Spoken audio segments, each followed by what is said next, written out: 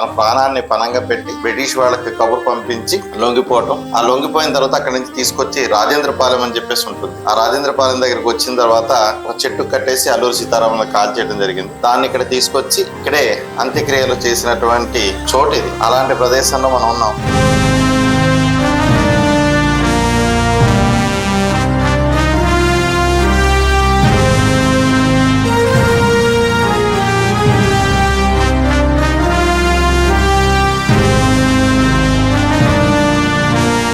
అలాగే తన శిష్యులతో హత్తుకునే తత్వం ఉండేది. తనతో ఉన్నటువంటి అంశాలని ఏదో దూరంగా పెట్టడం కంటే తెలియదు. ఆయన ప్రతి శిష్యుడిని కూడా ఇలా భుజం తట్టి దగ్గరికి తీసుకున్నటువంటి స్వభావం ఉండేది. ఇవన్నీ సినిమాల్లో చూపించారండి. సినిమాల్లో అంతా కూడా తనకు ఒక హీరోయిన్ ఉన్నట్టుగాను ఇలాంటివి మనం చూస్తుంటాం. నేను అదే అడగబోతున్నాను. అల్లూరి సీతారామరాజు గారు అనుచరుడు యొక్క మనవడు కాబట్టి మీకు తెలిసి ఉంటుందని అడుగుదాం అనుకున్నాను. ఆ సీతమ్మ గారు ఎక్కడ ఉన్నారు, ఆ గ్రామం ఏంటి? అది అసలు మా పెద్దలు ఎవరు మాకు అలాంటి విషయాలు చెప్పలేదండి. ఏమిటండి మీరు మాట్లాడేది? నిజానికైతే సినిమాల్లో చూపించేదంతా కూడా పూర్తిగా అబద్ధం, కల్పితం. చాలా సేపు సస్పెన్స్ తర్వాత నాకు కూడా అర్థమైంది.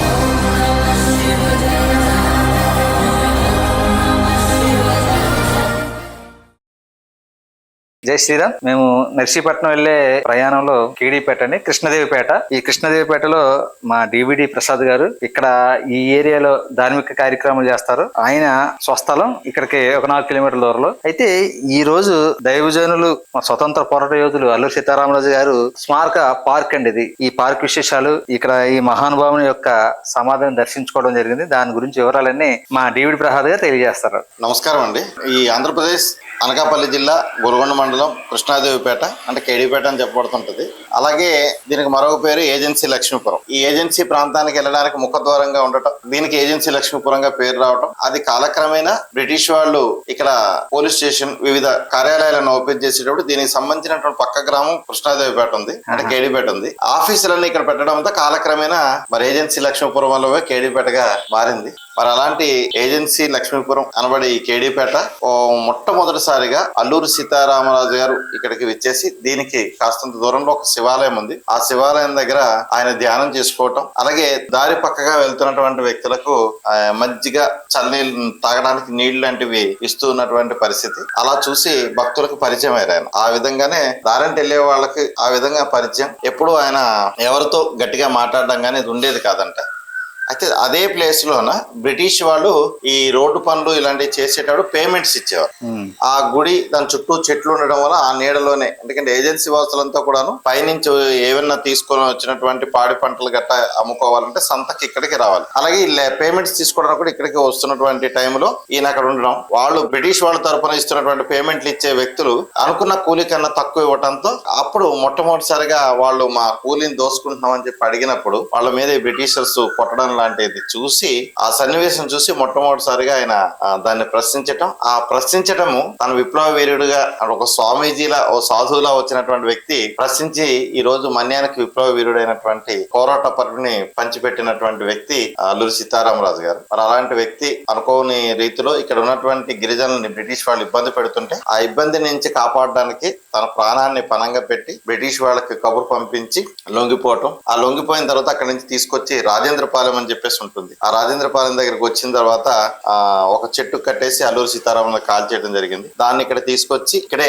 అంత్యక్రియలు చేసినటువంటి చోటు ఇది. అలాంటి ప్రదేశంలో మనం ఉన్నాం. నిజం చెప్పాలంటే ఇది ఓ విప్లవ వీరుని యొక్క శరీరం కలిసినటువంటి చోటు ఇది. ఈ చోటు యొక్క ప్రత్యేకత ఇది. మరి ఎలాంటి వ్యక్తికైనా సరే ఈ దేశం, ఈ ధర్మం, వీటి గురించి ఒకసారి తలుచుకోవాలి అంటే ఇలాంటి నేలని చూసి అదృష్టం రావడం కూడా అందరికి రాదేమో. ఎందుకంటే దేశంలో చాలా మంది హిందూ బంధువులు లేదంటే భారతీయ తత్వాన్ని అర్థం చేసుకున్న వాళ్ళు ఉంటారు, కానీ ఈ మట్టి యొక్క గొప్పతనం అది. మరి అలాంటి సమాధిని ఈ రోజు మనం చూసి కలిసే అదృష్టం వచ్చింది. సహజంగా అల్లూరి సీతారామరాజు రూపాన్ని మనం చాలా దిక్కును చూస్తుంటాం.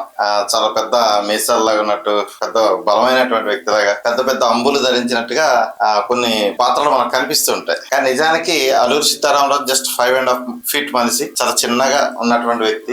చూడగానే సాత్వికులు అనేటువంటిగా భావంతోనే ఉంటారు తప్ప ఎప్పుడు తన దగ్గర కోపం అనేది లేనటువంటి వ్యక్తిగా మా పూర్వీకులు చెప్పారు. ఎందుకంటే మా పూర్వీకులందరూ కూడా ఈయనతో గడిపినటువంటి వ్యక్తులు. మాకు ముఖ్యంగా మా అమ్మమ్మ అల్లూరి సీతారామరాజు కథలుగా చెప్పేది. ఆయన నడిచే నడవడిక, తీసుకునే ఆహారం, అలాగే అల్లూరి సీతారామరాజు ఎక్కడ కూడాను తను తీసుకున్నటువంటి ఆహారం అంటే అన్నం తిన్నట్టుగా ఇక్కడ ఎన్ని సంవత్సరాలు, సుమారు 2.5 సంవత్సరాల పాటు ఉన్నప్పటికీ ఎక్కడ అన్నం తిన్నట్టుగా ఎవరు చూసింది లేదు. ఆయన పాలు పళ్ళు మాత్రమే తీసుకుంటారు. అలాగే తన శిష్యుల్ని ఎంత ప్రేమగా చూశారు, అంటే తన అనుచరులను ఎంత ప్రేమగా చూశారు అన్న విషయంలో కూడా ఒక గొప్ప మెలకు ఉందండి. అంటే మంప అనే గ్రామంలోన ఒక దగ్గర భోజనాలు అవుతున్నాయట. శిష్యులందరికీ భోజనాలు అక్కడ ఏర్పాటు చేశారు. వేస్తున్నటువంటి టైంలోన అందరూ పెడుతుంది. ఆ తల్లి తనకున్నదంతా వండేసింది, ఇంకా ఏమీ లేదు. అన్నం ఆయనకు వడ్డించేటప్పుడు ఆ కొండ వడ్డించేటప్పుడు ఉంటది కదా శబ్దం, అంతే ఉంటుంది కదా. తన చేతుకున్నటువంటి గాజులు కొండకు తగిలి శబ్దం వస్తే ఇంకా అన్నం లేదని అల్లూరి సీతారామరాజు గారు గ్రహించుకొని అమ్మ ఇంకేం మాట్లాడలేదట. అందరూ కూడా అంటే అన్నం తినే ముందు అల్లూరి సీతారామరాజు గారు ఒక ప్రార్థనలో చేయించేవారు. ఆ చేయించే దాన్ని బట్టి ఒకసారి అందరూ కూడా ప్రార్థన చేసిన తర్వాత అందరూ ఒక్కొక్క ముద్ద ఆమెకు పెట్టండి అని చెప్పేసి అన్నారు. ఆ శిష్యులందరూ ఒక్కొక్క ముద్ద పెట్టి తినేసిన తర్వాత వచ్చి ఆవిడ కళ్ళలో నీళ్లు కారేయంట. ఎందుకమ్మా ఇస్తానంటే అప్పుడు స్వామి నా ఆకలి మీకు ఎలా తెలిసిందని అడిగింది. అంటే నీ కొండ దగ్గర ఇంకేమీ లేదు కదా అంటే లేదంట, నాకున్నదంతా వండేసాను, కానీ ఈ రోజుకి ఇలా నలుగురికి పెట్టే అవకాశం నాకు వచ్చిందని చెప్పేసి సంతోషపడ్డాను. కానీ మీరు మాత్రం దేవుడిలాగా నా ఆకలిని గుర్తించి ప్రతి ఒక్కరితో ఒక్కొక్క ముద్దు పెట్టి నా కడుపు నిండినట్టు చేశారు. మీరు దేవుడే అని చెప్పేసి తన కాళ్ళని నమస్కరించుకోవడం చేశారు. అంటే అలాగా కుండ శబ్దాన్ని బట్టి అక్కడ అన్నం లేదు అనేటువంటి గ్రహించినట్టు, అంటే ప్రతి విషయంలో కూడా అంతటి వివేకం ఉండేదట. అలాగే తన శిష్యులతో ఎప్పుడు ప్రేమగా ఉన్నారు. అంటే తను హత్తుకునే తత్వం ఉండేదట. తనతో ఉన్నటువంటి అంశాలని ఏదో దూరంగా పెట్టడం గట్ట తెలియదు. ఆయన ప్రతి శిష్యుడిని కూడా ఇలా భుజం తట్టి దగ్గరికి తీసుకున్నటువంటి స్వభావం ఉండేది. ఇవన్నీ సినిమాల్లో చూపించారండి. సినిమాల్లో అంతా కూడా తనకు ఒక హీరోయిన్ ఉన్నట్టుగాను ఇలాంటివి మనం చూస్తుంటున్నాం. నేను అదే అడగబోతున్నాను. సీతారామరాజు గారు ఉన్నారు కానీ సీతమ్మ గారు విగ్రహం ఏం కనబడట్లేదు. అలాగే ఇక్కడ ఏ గ్రామంలో ఉన్నారు ఏంటంటే, మీరు అల్లూరి సీతారామరాజు గారు అనుచరుడు యొక్క మనవడు కాబట్టి మీకు తెలిసి ఉంటుందని అడుగుదాం అనుకున్నాం. ఎందుకంటే అందరూ సీతారామరాజు గారిని ఫోకస్ చేస్తున్నారు. ఆ సీతమ్మ గారు ఎక్కడ ఉన్నారు, ఆ గ్రామం ఏంటంటే తెలుసుకుందాం. అది అసలు మా పెద్దలు ఎవరు మాకు అలాంటి విషయాలు చెప్పలేదండి. నిజానికైతే అల్లూరి సీతారామరాజు గారికి సహధర్మచారిని కానీ తను ఒకరిని ఇష్టపడ్డట్టుగా కానీ ఎక్కడ ఏ దీంట్లో కూడా లేవు. సినిమాల్లో చూపించేదంతా కూడా పూర్తిగా అబద్ధం, కల్పితం. అలాంటి సినిమాలు తీసే సమాజాన్ని తప్పుతో పట్టించడం అనేది కూడా నేనైతే అనుకుంటుంటాను. ఎందుకంటే ఇప్పుడు మన సూపర్ స్టార్ కృష్ణ గారు తీసిన సినిమా కూడా తప్పే. ఆ రోజుల్లోనే పెద్దలు దాన్ని వ్యతిరేకించినటువంటిది కూడా ఉంది. కానీ ఇప్పుడు అంత సోషల్ మీడియా లేదు కాబట్టి అప్పట్లో దాన్ని ఇలా వ్యతిరేకిస్తున్నారు అన్న విషయం సమాజానికి తెలియకుండా పోయింది. సినిమా జనాల దగ్గరికి వెళ్ళడానికి చేసిన తప్పు. అంతేగాని నిజానికి అల్లూరి సీతారామరాజు లేదు. కానీ అల్లూరి సీతారామరాజు గారి తల్లి పేరు సీత, ఆ విగ్రహం కూడా పక్కనే ఉంటది. నాకు ఇంకొక డౌట్ ఉందండి. చాలా కొన్ని పోస్టులు, కమ్యూనిస్టులు పెట్టిన పోస్టులు అల్లూరి సీతారామరాజు గారికి గన్ షూటింగ్ నేర్పించింది ఒక ముస్లిం నేర్పించారని చెప్పి నేను ఈ సోషల్ మీడియాలో చూశానండి. చాలా ఈ కమ్యూనిస్టులు ఎక్కువ దాన్ని బాగా ప్రచారం చేసేవారు. అది చాలా మందిని అడుగుదాం అనుకున్నాను. కానీ ఈ రోజు మీరు మరి ఇంటి దగ్గరగా చూసిన వారు మనవడు కాబట్టి మీకు అక్కడి నుంచి అన్ని విషయాలు తెలుసు కాబట్టి మీరు చెప్పండి, ఈయన ముస్లిం దగ్గర గన్ షూటింగ్ నేర్చుకున్నారు. అది తప్పండి. అసలు ఆయన శిష్యులుగా ముస్లిమ్స్ నేర్పించారు. ఇవన్నీ కూడా ఎక్కడ క్లియర్ గా అయితే మా పెద్దలు అయితే ఎవరు అలాంటిది విషయాలు చెప్పలేదు. ఎందుకంటే ఆయన గురించి ప్రతి అణువు కథలుగా చెప్పినట్టు అతను చెప్తున్నాం కదా. ఇక్కడికి నల్లగొండ అని ఒక గ్రామం ఉంది. ఆ నల్లగొండ అనే గ్రామం ద్వారా అక్కడ నల్లగొండమ్మ తల్లి అనేసి ఒక పెద్ద పర్వతం ఉంటది. ఆ పర్వతం మీద ప్రత్యేకించి శిక్షణ అనే దానిపై, అంటే ఇతని శిష్యులందరినీ కూడా ఈయన గన్స్ ఎలా పేల్చనే దానిపై ఈయన స్వయంగా వాళ్ళకి నేర్పించినటువంటి చోటు కూడా ఉంది. అయితే కాలక్రమేణా అందరూ వెళ్ళడం మానేస్తున్నారు, వాటిని గుర్తింపు లేకుండా పోతుంది. బ్రిటిష్ వాళ్ళు కూడా అక్కడ ఏం జరుగుతుంది అనేటువంటిది ప్రత్యేకించి ఆ రోజుల్లో కూడా బ్రిటిష్ వాళ్ళు ఆ స్థావరాలన్నీ కూడా కబ్జా చేసుకుని ఇప్పటికీ కూడా బ్రిటిష్ వాళ్ళు కట్టిన దిమ్మలు అవి ఉంటాయి అక్కడ. అసలు కథల్లో రావండి, పుస్తకాల్లో రావు. అదే బాధ అనిపిస్తుంటది. అసలు ఆయన ప్రజలతో ఎంత మమేకం. ఒక్క విషయం ఏంటి అంటే గమనించుకోవాల్సింది, అంతమంది శిష్యుల్ని తన వెంట తిప్పుకోగలిగారు. డబ్బులు ఇచ్చి కాదు కదా, తనతో పాటు ప్రాణ త్యాగం చేయండి. ఆయన కూడా ఈ ప్రజల కోసం అంటే వీళ్ళందరూ ఇబ్బంది పడుతున్నది చూడలేక తన ప్రాణాన్నే పణంగా పెట్టడానికి తను చంపేస్తారని తెలిసే కదా లొంగిపోయారు. అంటే ఈ కమ్యూనిస్టులు చెప్పే చరిత్ర మామూలుగా 100కి 99% అవాస్తవాలు ఉంటాయి. అదే నేను చూసి అల్లూరి సీతారామరాజు గారికి ముస్లిం వ్యక్తి వచ్చి గన్ షూటింగ్ నేర్పడం ఏంట్రా, ఈ టైం ఈయన ఉండే టైంకి ఇక్కడ ముస్లిమ్స్ ఉన్నారా? లేరు. ముస్లిమ్స్ లేకపోతే ఎక్కడైనా సరే నేర్పడానికి అక్కడ ఆ ఊర్లో కూడా చదువుకునే బాల్యంలో కూడాను ఎక్కడ అలాంటిది ఉన్నట్టుగా మాత్రం ఎక్కడ లేదు. అప్పుడు ఆ ఉద్దేశాలు కూడా లేవు నేర్చుకోవడానికి. ఎందుకంటే అప్పుడు చదువుకునే వయసు వేరే చోటకి వచ్చేసారు, అక్కడి నుంచి ఇక్కడికి వచ్చారు. అదేంటంటే ఈ కమ్యూనిస్టులు దుర్మార్గపు చరిత్రలు ఇప్పుడు అందరికీ తెలుస్తున్నాయి. సమయం వచ్చింది కాబట్టి ఈ విషయం కూడా ఏం లేదండి. అంటే మనకు తెలిసి ఏంటంటే కమ్యూనిస్టు అంటే మా ఏజెన్సీలో చాలా మంది కమ్యూనిస్ట్ వాదులు ఉండేవారు. కమ్యూనిస్ట్ ఇష్టపడుతున్నట్టు మేము 2 రకాల పోరాటాలు చూసాం కమ్యూనిస్టులు చేసే దాంట్లో. ఒకటి ఏంటి అంటే స్టీల్ ప్లాంట్ కావాలని పోరాటం వాళ్ళే చేశారు. స్టీల్ ప్లాంట్ వచ్చిన తర్వాత పొల్యూషన్ అవుతుందని వాళ్ళే చేస్తారు. ఇక్కడ అడవులు పాడవుతుందని వాళ్ళే చేస్తారు. అంటే అవసరాన్ని బట్టి ద్వంద్వ వైఖరి అవలంబించేది. ఆ రోజుకి వాళ్ళకి ఏది దేని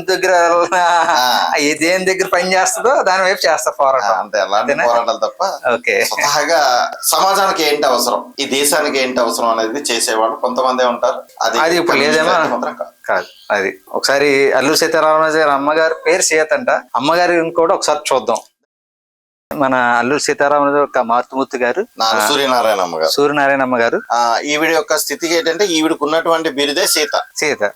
అంటే ఆవిడ అంత సాత్వి, ప్రజల గురించి ఆ రోజుల్లో కూడా అంటే తన కొడుకును కూడా ప్రజల కోసం వదిలేంతటువంటి గొప్ప త్యాగం చేసినటువంటి వ్యక్తి అనమాట. అందుకే అందరూ కూడా సీతమ్మ తల్లి అని పిలిచేవారు. తల్లి పేరు ముందు పెట్టేశారు. తల్లి పేరును ముందు పెడితే ఆ పేరు ప్రియురాలు కింద చరిత్రను మార్చేస్తారు. ఇవే కాదండి, అంటే ఏ చరిత్ర చూసినా మన భారతదేశ చరిత్రలోనే రాజుల కథలు గానీ దేశ పోరాట యోధుల చరిత్రలు అన్ని కూడాను వక్రీభవించే చేశారే తప్ప రియాలిటీ అయితే లేనటువంటి పరిస్థితి. అంటే ఎవరైతే మన దేశాన్ని దోసుకోవడానికి వచ్చారో వాళ్ళ చరిత్రను గొప్పగా రాశారు. అది అప్పట్లో ఉన్నటువంటి విద్యాశాఖ మంత్రులు కమ్యూనిస్టులు పరిస్థితి అప్పుడు ఏదైనా కాంగ్రెస్ గవర్నమెంట్ లో చేసినటువంటి ఒక పెద్ద తప్పిదం. అదేండి చూసారా, ఈ మాతృమూర్తి యొక్క పేరు మరొక పేరు సీత అంట. ఈ అమ్మవారి పేరు ఆయనకి పెట్టారు. ఎందుకంటే అలాంటి వ్యక్తిని కన్నా మాతృమూర్తి కాబట్టి ఈవిడ పేరు ఆయనకి బిరుదుగా ముందు పెడితే అది మన చరిత్రకారులు అలాగే ఈ సినిమా ఆడటం కోసం చేసే యదప్పంలో ఇదొక పని ఏంటంటే చరిత్రను మార్చి రాయడం.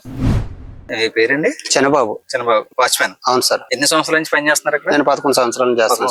అవును సార్. అదే మన వాళ్ళు చెప్పడం విన్నాను, మీకు ఏమి జీతబత్యాలు లేకపోయినా సరే అల్లూరి సీతారామరాజు గారి మీద ప్రేమతో ఎన్ని సంవత్సరాలు చేశారు. ఈ మధ్యన ఏదో కొద్దిగా గౌరవ వేతనం వస్తుందని చేశారు. అవును సార్. అవును సార్. మీకులాంటి వాళ్ళు ఉండబట్టే ఈ చరిత్ర మాకులాంటి నిజ చరిత్ర. అవును సార్. అవును సార్. తెలియజేయండి. ఇందాక చెప్పారు కదా ఆయన పట్టుబడిన ప్లేస్ సార్ మంప పట్టుబడిన ప్లేస్. అవును సార్. 28 కిలోమీటర్లు సార్ ఇక్కడికి. మన కృష్ణదేవిపేటకి 28 కిలోమీటర్లు. అవును సార్. ఇక్కడ స్నానం చేసి ఇక్కడ ఈ చెరువులో స్నానం చేసి ఈ స్తూపం ద్వారా సూర్య నమస్కారం చేసుకునేవారు. ఇక్కడ దొరికిపోయారు సార్. దొరికిపోయిన ప్రదేశం. అవును సార్. ఆయన ఎక్కడైతే సూర్య నమస్కారాలు చేసుకుంటారో అక్కడ దొరికిపోయారు సార్. ఓకే. ఇక్కడ నుంచి ఒక 5 కిలోమీటర్లు డౌన్ కి తీసుకొచ్చి ఇక్కడ చెట్టు కట్టి కాల్చి చంపేశారు సార్. కొయ్యుద్ద రాజేంద్రపాలెం మంప దగ్గర నుంచి 5 కిలోమీటర్లు తీసుకొచ్చి చెట్టు కట్టేసి కాల్చడం జరిగింది. అంటే గంతో ఇక్కడ నుంచి ఒక 23 కిలోమీటర్లు తీసుకొచ్చి ఇక్కడ దహనం చేసేసారు కృష్ణదేవిపేట. ఇక్కడ నుంచి 23 కిలోమీటర్లు ఏదైతే మన సమాధి ఉందో సమాధి ఉండే ప్లేస్ పూర్వం ఎలా ఉండేది సార్. ఇప్పుడైతే పార్క్ కట్టి అభివృద్ధి చేశారు. స్లాబ్ వేశారు సార్. దహనం చేసిన ప్లేస్ ఇది. ఆయన వెపన్స్ దాడి చేసింది అన్నవరం పోలీస్ స్టేషన్ సార్. మన అల్లూరి సీతారామరాజు గారు మొట్టమొదటిసారిగా పోలీస్ స్టేషన్ దాడి చేసి ఆయుధాలు ఎత్తుకెళ్లారు కదా. అవును సార్. అది ఈ పోలీస్ స్టేషన్ అన్నవరం అయితే ఫస్ట్ స్టేషన్ దాడి చేసింది అయితే సింతపేల పోలీస్ స్టేషన్. తర్వాత Annavaram Addateegala police station. Addateegala police station కమలపాక సార్. ఎలా ఉందో పాకల పోలీస్ స్టేషన్. అవును సార్. అప్పుడు అదే ఉండేది సార్. ఇది ఎంట్రన్స్ లో ఆపు విగ్రహం సార్. ఎన్టీఆర్ రామారావు గారు ఫస్ట్ సార్ ఇచ్చారు పంచలోహాల విగ్రహం సార్. పంచలోహాలతో చేసిన అల్లూరి సీతారామరాజు విగ్రహం సార్. సూపర్. రామారావు గారు ఇచ్చారు. అవును సార్. అలాగా ఒక సీత అనే ఆవిడని ఒక ప్రియురాలుగా సృష్టించి ఒక ప్రియురాలని కల్పించి ఆ పాత్రను కల్పించి సినిమా తీశారు. ఇప్పటి వరకు మనం సీత అంటే ప్రేమించిన అమ్మాయి పేరు పెట్టుకున్నారని చెప్పి అనుకున్నాం. కాదండి, తన యొక్క మన అల్లూరి సీతారామరాజు యొక్క తల్లి యొక్క బిరుదుని తనకి పేరు ముందు పెట్టారని చెప్పి నిజ చరిత్ర తెలిసిన ఏదైతే అల్లూరి సీతారామరాజు గారు అనుచరుల యొక్క మనవడు ఈయన ద్వారా ఇప్పుడు ఈ నిజాన్ని అందరికీ తెలియాలి.